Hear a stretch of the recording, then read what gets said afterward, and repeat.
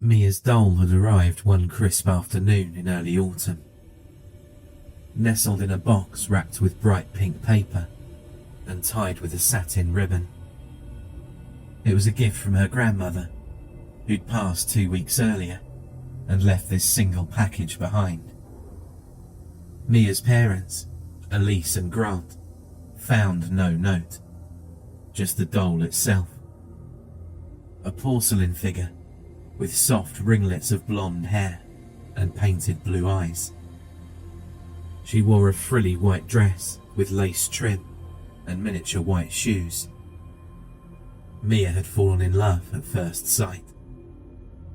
"Her name is Annabelle," Mia said quietly, holding the doll close to her chest.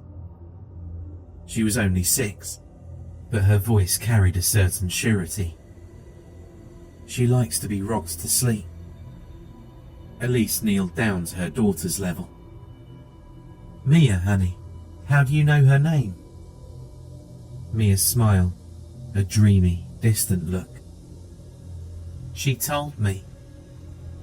It seemed harmless. Children often invent personalities for their toys. Elise and Grant exchanged a glance, shrugged, and dismissed it as imaginative play. That night at dinner, Mia pulled a chair beside her at the table. "Annabelle needs a plate," she insisted, lifting the doll to show her parents. "She's hungry." Grant chuckled. "Sweetie, dolls don't need plates. They're not real." Mia's face fell. "She is real, Daddy. She's sitting right here." She moved the doll's arms delicately, as if to prove the point. Annabelle's glassy eyes caught the overhead light, seeming momentarily alive. Elise, soft-hearted, relented. She fetched a small saucer and laid it beside Mia's plate. "There we go," she said gently. "Now Annabelle can join us." Mia's mood brightened. "Thank you, Mummy." She spoke in a sing-song whisper. "See, Annabelle? They understand." In the following days, Mia integrated Annabelle into every aspect of their lives. The doll slept in Mia's bed, tucked under the covers. Mia insisted on setting a bedtime routine. Annabelle needed a lullaby, a light kiss on the forehead, and the curtains drawn at a certain angle so the moon can smile at her. Elise and Grant found it endearing, if a bit odd. They were happy their daughter had found comfort in the new toy. Mia had been a quiet child, prone to playing on her own. This was just another phase. The first accident happened 1 week later. Grant was in the garage, fixing the old wooden shelf that would go in Mia's room. As he crouched to pick up a screwdriver, a sudden snap sounded above him. The heavy overhead storage unit collapsed without warning, narrowly missing him. A rain of old paint cans and tools crashed to the floor. Shaken, Grant scrambled back. If he'd been a foot further forward, it would have hit him squarely on the head. Elise rushed in after hearing the clamour. "Grant, are you okay?" He nodded, pale. "I'm fine. The bracket just let go." They inspected the bracket and found it twisted. Strange, since Grant had installed it himself 2 years ago, and it had held well until now. Elise frowned, but they wrote it off as old hardware weakening over time. Mia stood at the kitchen door, Annabelle clutched tight against her little chest. She didn't say a word, but a solemn, knowing look passed over her face. A few days later, while Elise was cooking dinner, the stove's gas knob refused to turn off properly. The flame whooshed up unexpectedly, singeing Elise's wrist. She yelped and jerked back, knocking a pot to the floor. Grant rushed in, found the stove leaking gas, even though it should have been shut off. He fiddled with it, managed to close the valve. They were both rattled. Mia watched from the doorway again, her doll's painted eyes reflecting the kitchen light. Without prompting, Mia spoke softly. Annabelle doesn't like the smell of gas. She thinks it's dangerous. Elise blinked, startled by the odd comment. Yes, it is dangerous, sweetheart, she said, forcing a reassuring smile. But Mummy's okay. Mia didn't smile back. She stroked the doll's hair and said nothing more. The atmosphere in the home shifted subtly. Doors that had once glided open, now stuck. A picture frame holding a family photo fell from the hallway wall, shattering glass across the floor. Grant's car engine sputtered inexplicably in the mornings. Each time something went wrong, Mia was never far away, Annabelle cradled in her arms. Elise and Grant began to feel uneasy. They worried that Mia's attachment to the doll had grown too intense. Should they ask her to put Annabelle away for a while? But Mia was so gentle with her toy, and after all, she was just a child playing pretend. Yet there was something in Mia's eyes that bothered Elise. A calm detachment, a secret knowledge. The way Mia would sometimes stand at the edge of a room, clutching Annabelle, and watch her parents with unwavering concentration. It was as if she was waiting for something. As October deepened, the evenings turned dark and cold.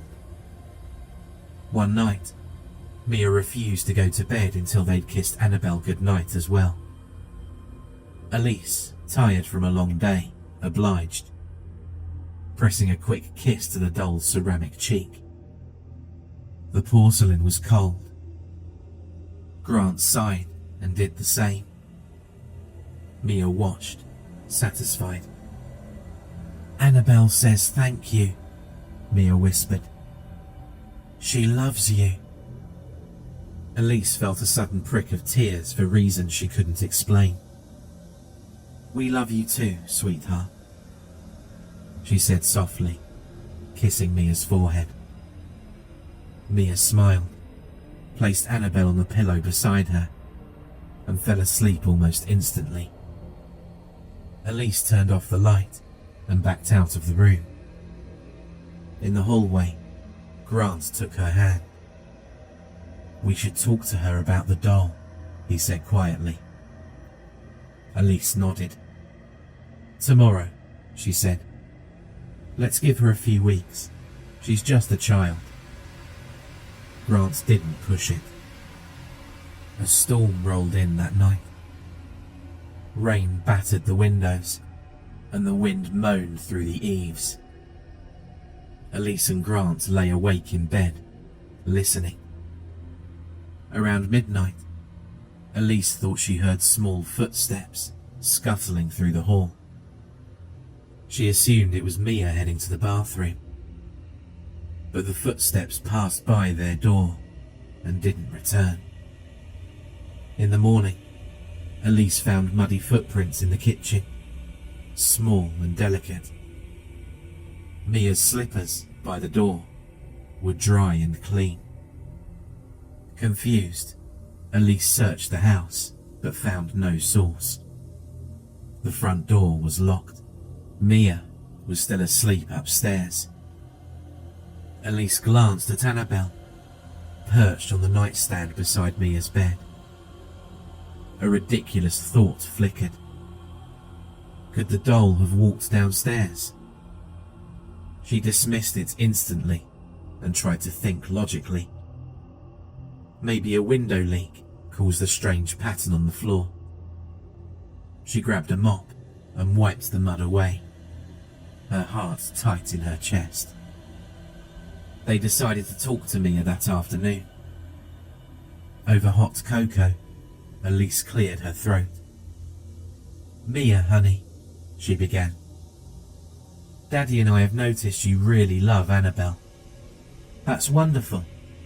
But you know she's just a toy, right?" Mia's brow furrowed. "No, she's not just a toy," she said quietly. "She's my sister." Grant blinked. "Your sister? But you have no brothers or sisters, Mia." Mia pressed her lips together. She stroked Annabelle's hair. "She told me. She said she was here before, but something happened and she couldn't stay." Mia's eyes were distant, as if recalling someone else's memory. "She died before I was born." She said this without fear or uncertainty, just stating a fact. Elise's heart thumped painfully. The mention of a child lost before Mia's birth. They'd never told her about that. Elise and Grant had lost a baby girl in the 7th month of pregnancy, long before Mia came along. They never planned to burden her with that sad secret. "How do you know that name?" Elise managed to ask, her voice shaky. "I never said her name," Mia replied softly. "She didn't tell me a name, just that she's my big sister, and she's come back so we can be together. She says you've both been lying to me. She says you don't want her here." Grant and Elise exchanged a horrified look. How could Mia know this? They'd never spoken aloud about the lost pregnancy since Mia was born. Mia's lower lip trembled. She clutched Annabelle protectively. Elise reached for Mia's hand. "Sweetheart, we..." Before Elise could continue, Mia wrenched her hand free, jumped off of her chair, and ran upstairs. They heard her bedroom door slam. Grant's shoulders slumped. Elise felt tears burning in her eyes. This was impossible. Mia had somehow conjured details that were too close to their painful past. That evening, while Elise tried to coax Mia out of her room, Grant decided to do some research. He rummaged through old photo albums in the attic, searching for anything that might tie Annabelle to their past. In an old trunk, he found a small box containing a faded ultrasound photo and a pink knitted cap meant for the baby that never came home. His throat tightened. On the ultrasound photo, they'd scribbled a name: Annabelle. Chosen too soon. Hope cut short by tragedy. Annabelle would have been Mia's older sister had she survived. Grant was trembling as he descended the attic steps. He'd never told Mia this name, never shown her these things. Yet the doll's name, Mia's insistence it was her sister, this was no coincidence. He raced to Mia's room, calling Elise. They found Mia sitting on the floor, Annabelle in her lap. Mia turned her tear-streaked face to them. "She wants you to understand," she whispered. "She says you took her away. You replaced her with me. She's angry." Elise knelt. "Mia, we loved Annabelle very much," she choked out, tears falling. "We never wanted to lose her." Mia nodded, sniffing. She says you never told me about her. Never let me know my big sister. You pretended like she never existed. Grant stepped closer. We're sorry, Mia. We were hurt. We didn't know how to tell you. He looked at the doll, its painted blue eyes unblinking. But Annabelle, this doll is not your sister. Your sister's gone. Mia looked down at the doll. She says she's not gone. She's right here. A sudden chill swept through the room, and the lamp flickered. The temperature seemed to drop 10 degrees. Elise's breath caught as a whisper, faint but real, slipped through the silence. It seemed to come from the doll, an impossible hush of sound. Mia, don't listen. Elise recoiled. Grant stood, jaw clenched. This is madness, Grant murmured, voice trembling. He reached for the doll. We have to end this now. Mia screamed. No, don't touch her. But Grant had already grabbed the doll's arm. The porcelain was icy cold. As Grant tried to pull it from Mia's grasp, he felt something resist, as if the doll weighed more than expected.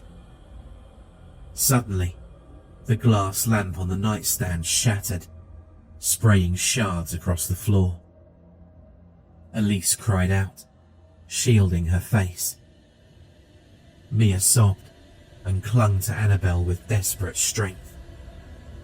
Enough, Grant shouted. This has to stop. He wrenched the doll free from Mia's arms. Mia shrieked, scrambling after him. Elise held Mia back, tears flooding in her eyes. Grant stomped from the room. I'm locking this thing away, he said. He headed down the hall, intending to seal the doll in a box in the garage. Elise followed, carrying a sobbing Mia. In the hallway, the air felt thick and charged. Without warning, the overhead light exploded. Grant stumbled, and something unseen tugged at his ankle. He fell forward, doll still clutched to his chest, and nearly tumbled down the stairs. Elise gasped, tightening her grip on Mia. Grant regained his balance at the top step. This is insane, he muttered. We have to leave this house. But as he turned, the banister rail snapped as if struck by an invisible force. It launched a wooden shard into Grant's side. He howled in pain and dropped the doll. Mia screamed. Elise rushed forward, pulling Mia close, trying to reach Grant. Blood seeped through his shirt. The doll rolled down 2 steps and came to a rest upside down. Its painted eyes faced them, cold and judging. Mia broke free of Elise's grasp and ran down the hall, disappearing into her parents' bedroom. Elise cried out, Mia, come back! Grant tried to stand, wincing, hand pressed to his wound. We have to get Mia and leave, he panted. Elise nodded, tears blurring her vision. They descended carefully, stepping around the fallen doll. Elise picked it up cautiously, determined to lock it away. But the moment her hand closed over its porcelain body, her arms jerked violently. As if guided by a brutal puppeteer, Elise's own arms swung the doll upward, smashing it into the side of Grant's head. He staggered, eyes wide with shock. Elise tried to stop, but couldn't control her movements. The doll in her hand pulled at her muscles, forcing another blow. Crack. Grant fell, tumbling down the stairs to the landing below. He lay still. Elise screamed in horror. Her voice echoed through the hallway. She dropped the doll, her hand shaking uncontrollably. Mia peeked around the corner upstairs, her eyes huge and tearful. "What did you do?" she whispered, voice trembling. Elise sobbed. I couldn't stop." She rushed down to Grant's side, calling his name. He was breathing shallowly, blood trickling from a gash on his head. She had to get him out of here. Call an ambulance. As Elise pulled out her phone, the device sparked. The lights flickered again. She looked at the doll lying on the steps, dread filling her heart. "You're not my child," she hissed at the lifeless thing. "You're not Annabelle. Leave us alone." A harsh whisper filled the air. "You abandoned me." Elise's blood ran cold. The voice sounded both childlike and ancient. "You never told her about me. You pretended I never existed." Elise shook her head. "We were grieving. We never meant." The doll rose upright without being touched, perching on its porcelain feet. Elise choked back a scream. Mia cried upstairs, "Don't hurt Mummy, Annabelle, please." The doll's head swiveled towards the sound of Mia's voice. Elise saw her chance. She hurled herself forward, intending to knock the doll down the stairs, maybe smash it to pieces. But before she could reach it, the doll raised an arm. A force like a punch to the chest knocked Elise back. She slammed into the wall, pain blossoming in her ribs. Grant moaned below, barely conscious. Elise crawled towards him, tears streaming. "We have to run," she gasped to him. "We have to get Mia." But the doll leaped, or was flung by invisible hands, onto Grant. He tried to bat it away, but his movements were sluggish, dazed. The doll pressed its tiny hand against Grant's throat. Elise saw with horror that the porcelain fingers elongated, darkening, turning into something sharp and bony. Grant's eyes widened. "No!" Elise screamed, scrambling up the steps. Mia was screaming too, pleading with Annabelle to stop. But the doll ignored their cries. With a cruel snap, it tightened its grip. Grant's thrashing slowed, then ceased altogether. Elise collapsed onto the stairs, sobbing uncontrollably. She heard Mia's footsteps behind her, felt her daughter's small hand on her shoulder. Mia's voice was a broken whisper. "Mummy, please save Daddy." But it was too late. Grant lay still and silent at the bottom of the steps, eyes staring emptily at the ceiling. The doll turned its head towards mother and child. Elise scooped Mia into her arms, trembling. They had to get out. The front door was just a few steps away, if they could just get past the doll. Elise stood, supporting Mia's weight on her hip. With a surge of adrenaline, she lunged down the stairs, vaulting over Grant's body. and rushed for the door. An unseen force slammed the door shut. Elise turned the knob desperately. Locked. Another blow from behind hit her legs, making her stumble. Mia screamed, clinging to Elise's neck. The doll was behind them, silent and implacable. Elise spun, shielding Mia. "Please," Elise begged, voice cracking. "She's your sister. Don't hurt her. You can have me, just don't harm Mia." The doll's painted lips parted.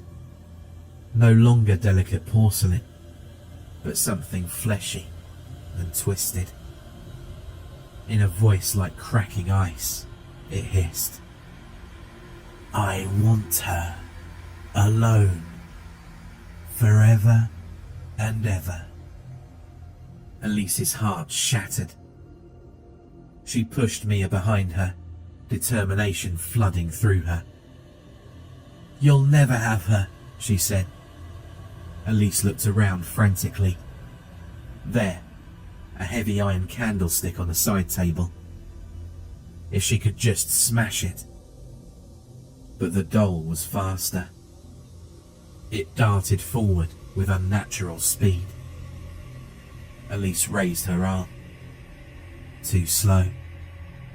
In an instant, Elise felt a cold, sharp agony in her chest.